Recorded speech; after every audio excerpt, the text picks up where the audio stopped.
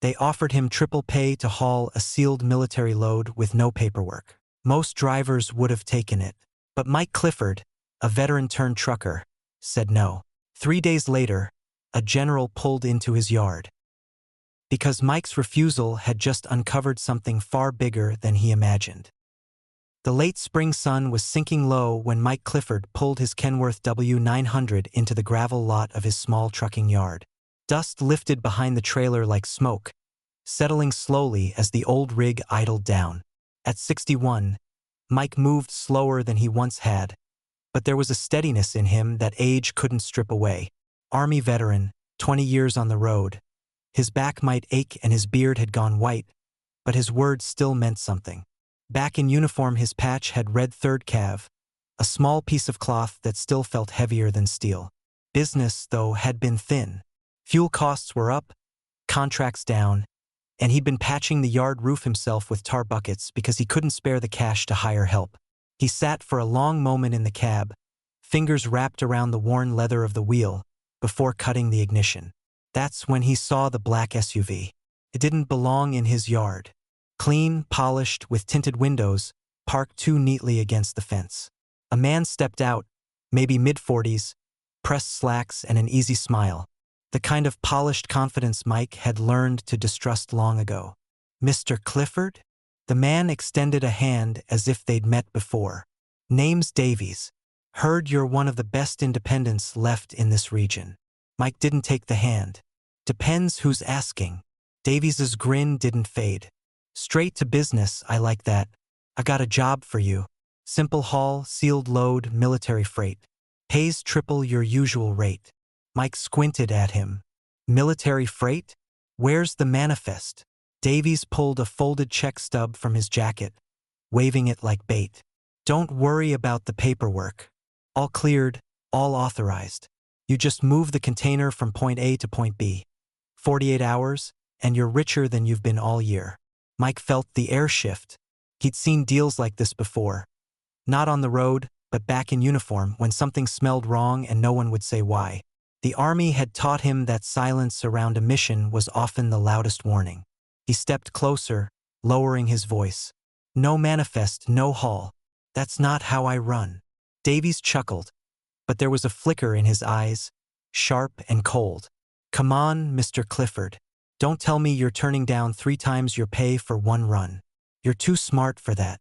Mike shook his head. "I'm too old for that. Paperless loads get drivers killed. You want desperate, go find someone else."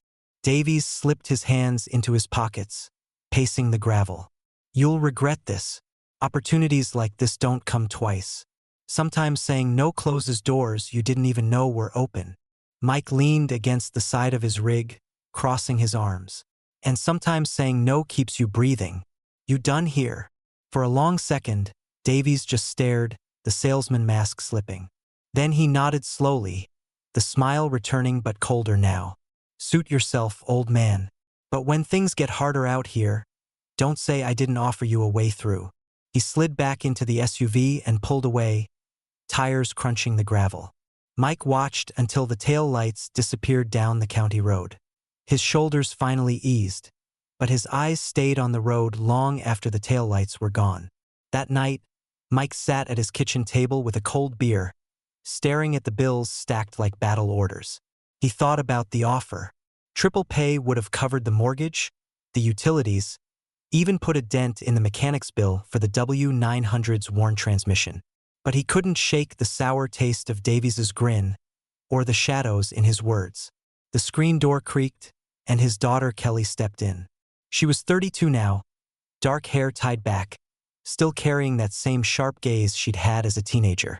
She worked nights at the hospital but always checked in on him before her shift. "You look like you're chewing gravel," she said, dropping her bag on the chair. "Bad run. Bad offer."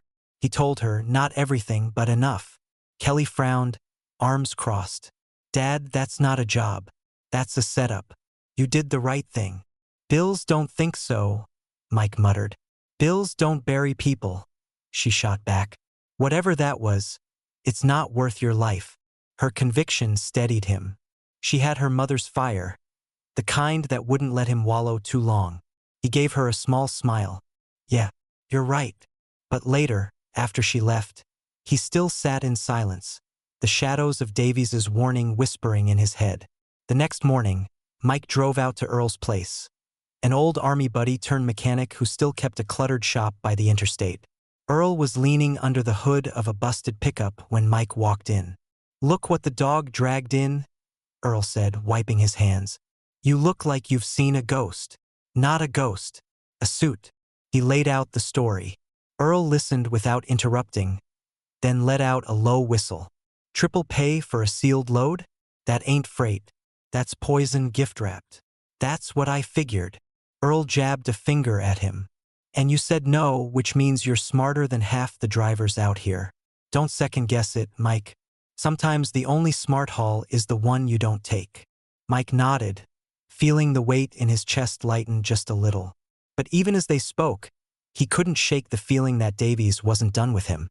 Back at the yard that evening, Mike sat in his rig again, fingers drumming the wheel. The lot was quiet, the kind of quiet that carried every sound. The wind rattling the fence, the creak of the office door, even the faint hum of a distant engine. He told himself it was nothing. The animal part of him refused to agree. He hadn't just turned down a job, he'd made himself visible. And whoever was watching, they weren't the kind to let things go. The diner off Highway 64 smelled of burnt coffee and fried onions, the kind of place where truckers swapped news faster than CB chatter. Mike Clifford sat in the corner booth, nursing his mug, hat pulled low. He let the coffee go cold. He'd come for rumors, not breakfast. Whispers had a way of circling through these places. That week, they weren't about rates or way stations, they were about strange contracts. "Guy came up to me," one driver said a table over, voice low, "offered cash up front. Military container, sealed. Said it'd be easy money." "Yeah, I heard the same," another muttered. "But Jimmy took one, and nobody's seen him in a week. His wife's Callan everyone she knows." Mike sipped his coffee, eyes narrowing. Davies's offer wasn't a one-off. They were circling every independent in the county. When he rose to leave, Earl pushed through the door, grease on his coveralls and weariness in his eyes. He slid into Mike's booth without asking. "You're not paranoid, brother." Words spreading. "These suits are making the rounds. And it's not just cash, they're dangling steady runs, fuel stipends, the works. Too polished to be legit." Mike grunted. "And guys are biting." "They always do," Earl said. "Times are thin. You dangle enough money in front of a man who's behind on his mortgage, and he'll look the other way." Later that night, back in his rig, Mike tapped his logbook shut. The yard was quiet, the security light humming overhead. He rolled down the gate, checked the locks, and climbed into the cab to catch a few hours of sleep before his next early run. That's when he saw it. In the mirror, headlights too steady, parked too long across the street. A black SUV, idling without its driver visible. Mike cut the ignition and waited. 10 minutes. 15. The SUV didn't move.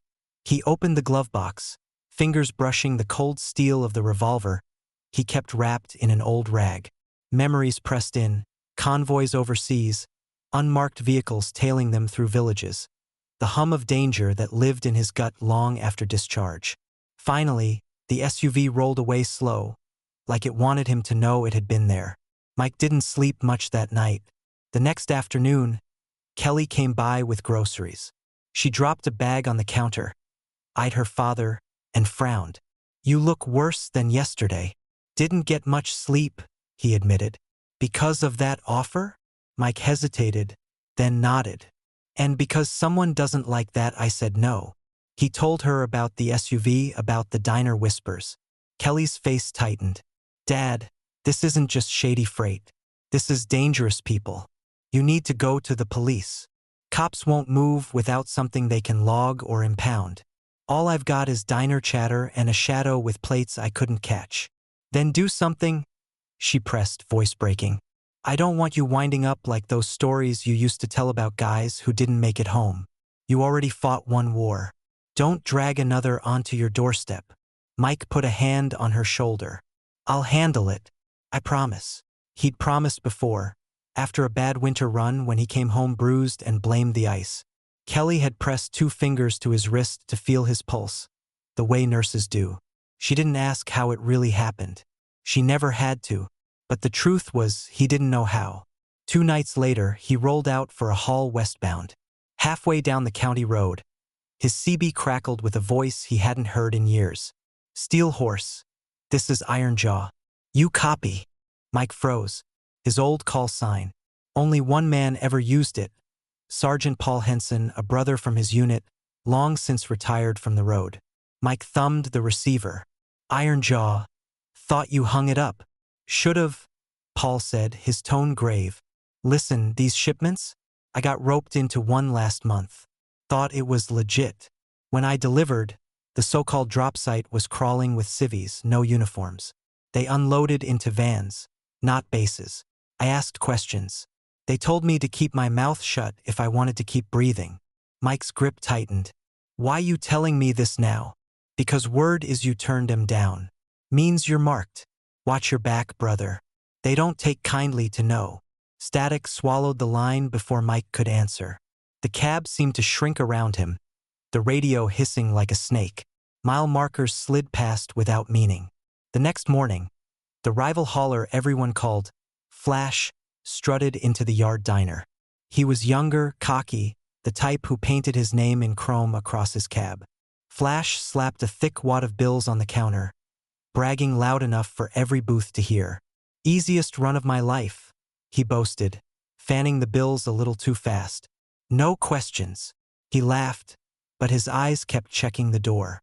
Mike kept his eyes on his plate, but his jaw clenched. He could see it in Flash's restless eyes, the fear behind the bragging. That kid was already looking over his shoulder. As Flash left, Earl leaned toward Mike. "That's your warning sign, clear as day. They'll use him up and toss him aside. Question is, what are you going to do when they come knocking again?" Mike didn't answer. That night, the SUV returned. This time, it didn't idle across the street. It pulled right up to his yard gate and stopped, headlights burning through the dark like interrogation lamps. Mike stood by the office window, shotgun cradled in his arms, his silhouette outlined by the glow. He didn't raise it, didn't threaten. He just stood there, watching. After a long, suffocating minute, the SUV backed away and vanished into the night. Mike's pulse was steady, his face unreadable. But inside, one truth was solidifying. This wasn't just about freight anymore. He hadn't just refused a load. He had stepped into a war he hadn't asked for, and someone out there was waiting to see if he'd flinch. By dawn, the hum of the SUV's headlights still lingered in Mike Clifford's mind. He rose before the sun, as always, but the morning felt heavier. The yard smelled of oil and dew, but something was off. When he reached his office, the lock hung twisted, metal bent like it had been pried with a crowbar. The door creaked open to a scene that made his stomach knot. Papers scattered across the floor, logbooks torn, file drawers tipped.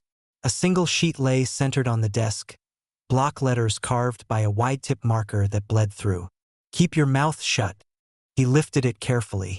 No sigil, just ink heavy enough to feel like weight. He took a long breath and set it down. They weren't hiding anymore. Earl showed up an hour later, summoned by Mike's short call.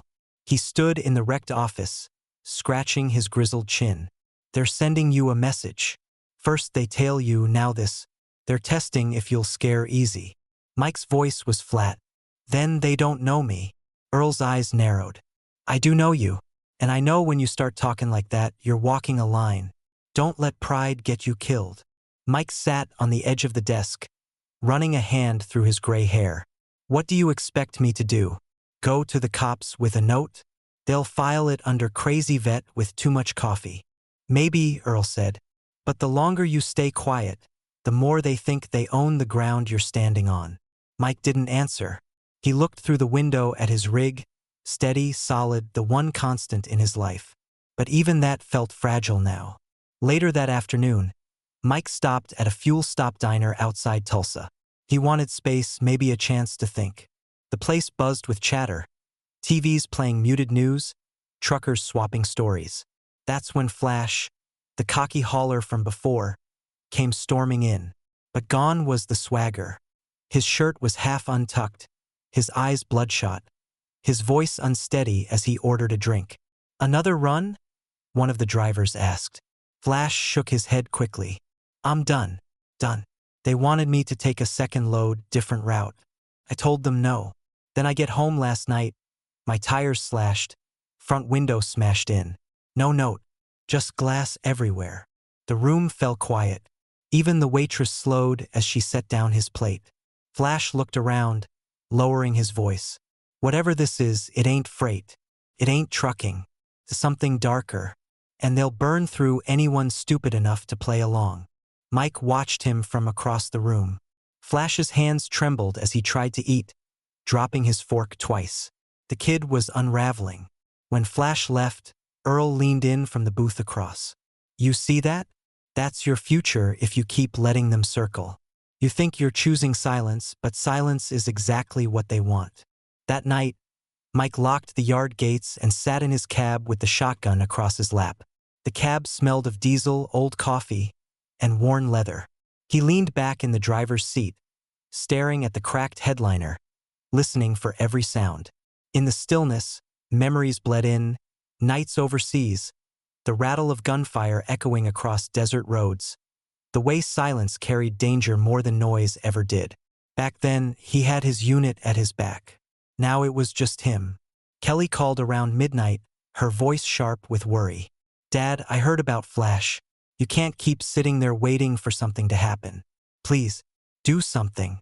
"I am doing something," Mike said softly. "Sleeping in your truck with a shotgun isn't doing something," she snapped. "That's just waiting to die." Mike closed his eyes. "I'm not running, Kelly. I've run enough in my life. This is my yard, my rig, my line." Her silence on the other end hurt worse than words. Finally, she whispered, "You sound just like when you were still in the army, like the war never ended." Then she hung up. The words cut deep, because part of him knew she was right. 2 days later, at the Veterans Hall, Mike sat with a circle of old faces. Men who'd worn the same boots, carried the same weight. One of them, a wiry Marine named Grant, leaned in. "Word is you turned down Davies's offer. Good. But listen, these guys aren't just hustlers. They've got ties. Political, criminal, maybe even inside the chain. We've been hearing chatter that this isn't about moving cargo. It's about laundering weapons and tech through trucking routes. Civilians don't see it. But vets? We know the signs." Mike nodded grimly. "And if we stay quiet?" Grant's voice hardened. "Then they win. And when they win, more of us get chewed up in the gears. It's not just your yard on the line, Clifford. It's the rest of us." When Mike drove back to the yard that evening, the gravel crunched louder than usual under his tires. The sun was sinking, painting the sky red and gold. He parked the Kenworth, stepped out, and looked at the empty lot. The stillness pressed on his chest, heavy as armor. They had already shown they could break locks, tear apart his office, leave messages. They could smash windows, slash tires, tail him at night. But they hadn't broken him. And as Mike stood there, shotgun in hand, the thought pressed deeper. This wasn't about outlasting them anymore.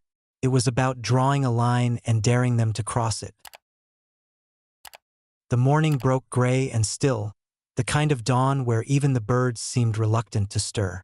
Mike Clifford sat in the cab of his Kenworth with the shotgun propped beside him, his eyes bloodshot from another sleepless night. The yard lay quiet in that uneasy way storms do. Nothing moving, everything listening. He climbed down stiffly, boots crunching the gravel, and pulled the yard gate open. His mind ran circles. How long before Davies or his men came back? How much more before they decided to stop sending warnings and put him down for good? The rumble of engines reached him before he saw them. Not the low, guttural idle of a lone SUV. This was heavier, layered, a convoy moving with purpose. Mike stepped back, shotgun in hand, as a line of military trucks rolled into view, green paint gleaming under the pale sun. At their head, a black staff car. The convoy slowed and pulled into his lot. Soldiers in uniform climbed down, their boots striking the ground in unison. A sergeant halted a few paces from Mike. "Sir, set the shotgun down." Mike didn't move. Then a voice from the staff car cut through the gravel air. "At ease, driver." From the staff car emerged a tall man in full dress greens, his chest heavy with ribbons and stars. A four-star general here in Mike's battered yard. The general removed his cap, stepped forward, and raised a hand in crisp salute. "Mr. Clifford?" Mike's grip tightened on the shotgun. "That depends who's asking." The general's expression softened. "General Whitaker, U.S. Army. I owe you thanks." Mike frowned. "Thanks? For what?" "Refusing a job that nearly wrecked my life." Whitaker's gaze was steady, but there was weight behind his words. "For exposing something that should never have touched men like you. 3 days ago, you turned down a sealed load from a contractor named Davies. That decision set in motion an investigation we'd been struggling to launch for months." He motioned to one of the soldiers, who handed Mike a folder. Inside were photographs, Davies alongside others moving containers into unmarked vans. Stacks of cash, weapons, and electronic equipment laid out on tables in clandestine warehouses. "This," Whitaker said. "They used military covers to move stolen tech. Veterans made the perfect front. They figured men like you, desperate enough for cash, would look the other way." Mike felt his jaw tighten. He remembered Flash's trembling hands in the diner, the shredded logbooks in his office. "They nearly broke me to make a point." Whitaker nodded gravely. "You weren't their only target, but your refusal gave us grounds. We intercepted the next shipment, traced the chain back, and shut it down. Without you, Davies would have kept bleeding the system and dragging more veterans into the dirt." For a long moment, Mike stood silent, staring at the photos. He thought of Kelly's worried eyes, Earl's gruff warnings, the long nights in his cab with the shotgun across his lap, all the weight he'd carried thinking he was standing alone. "You're telling me." "Saying no made a difference," he said finally. Whitaker's voice carried the quiet conviction of a man who'd seen enough battles to know the cost of choices. "Sometimes the hardest fight isn't firing a weapon. It's holding the line when no one else will. You did that, and you saved your brother's honor." Later that day, news vans appeared outside the yard, tipped off by someone inside the Pentagon. They wanted interviews, cameras flashing, microphones shoved forward. Mike hated it, but Whitaker stayed by his side, deflecting the worst of it. Kelly arrived just as the press began to leave. She pushed past the reporters, eyes searching until they found her father. "Dad." He gave a weary smile. "I'm fine, Kelly." Her voice cracked. "When I saw the trucks on the news, I thought—" She stopped, hugging him tightly. "You could have been killed." "But I wasn't," Mike said, holding her close. "Turns out saying no finally did some good." Earl showed up too, wiping grease from his hands like he'd been in the middle of a repair. He gave Mike a long look, then clapped him on the shoulder. "Told you the smartest miles are sometimes the ones you never drive." Mike chuckled dryly. Didn't feel like it at the time. That evening, after the convoy had pulled out and the cameras were gone, the yard grew quiet again. Mike sat on the porch of the small office, Kelly and Earl beside him, the three of them sharing a silence that for once felt earned. Whitaker's words echoed in his mind, holding the line when no one else will. By evening, Grant had already texted, "Heard. Proud of you, brother." The hall would pass the word. Mike looked at his rig, its chrome dulled by dust but still standing proud. He thought of the Veterans Hall, the men still fighting battles no one saw. He thought of Flash, scared but alive, and of all the drivers who might have been pulled into Davies's trap. He wasn't a hero, not the way medals or newspapers defined one. He was just a trucker who refused a job that didn't smell right. But somehow, that refusal had rattled cages all the way to the Pentagon. Mike felt the weight lift. He leaned back, letting the cool night air wash over him, and closed his eyes. Tomorrow there would be more halls, more long miles of asphalt. But tonight he let himself rest. At last, the night was quiet on his terms. Not stalking him, but settling around him like a hard-won peace. This story reminds us that sometimes the bravest act isn't taking the load, it's refusing it. Mike's choice protected his brothers in arms and defended his honor. What would you have done in his place? Share your thoughts below. And if this story moved you, remember to like, share, and subscribe to embrace the journey for more powerful stories. See you in the next video.